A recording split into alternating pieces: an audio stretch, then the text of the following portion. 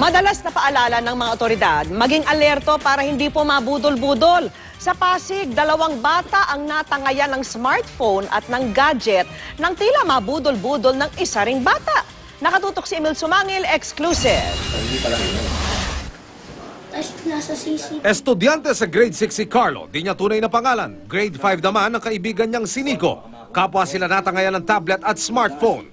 Ang suspect, isa ring menor de edad. Makikita sa kuwang ito ng CCTV camera na kasama ng mga biktimang naglalakad.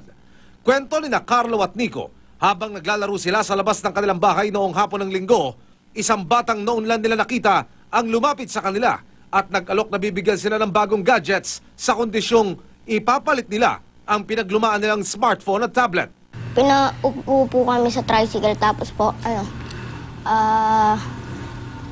sikreto daw po namin na bibigyan daw po kami ng iPhone, tas Pennyboard, tas PSP daw po. Yung kaibigan niya po daw, yumaman sa kanya. Ayon sa mga bata, para raw silang nawala sa kanilang sarili. Agad daw nilang kinuha sa kanilang bahay ang mga gadget at ibinigay sa suspect.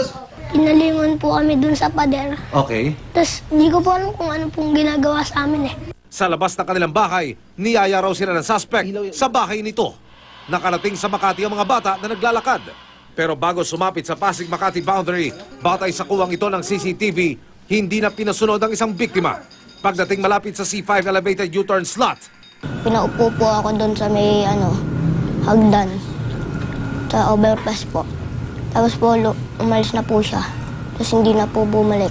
Nagtanong naman po ako, Kuya, meron po ba kang kilalang JR dito? Tapos wala, Paolo lang. tingin ng Social Welfare Office, tila nabudol-budol ang mga bata.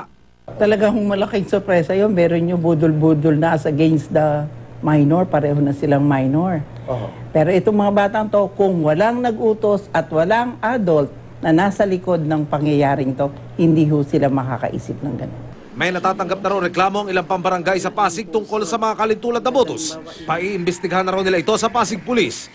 May mga tao na ginagamit ngayon ng bata sa paggawa ng krimen kasi alam nila pagdating dito hindi mapaparusahan itong mga batang to.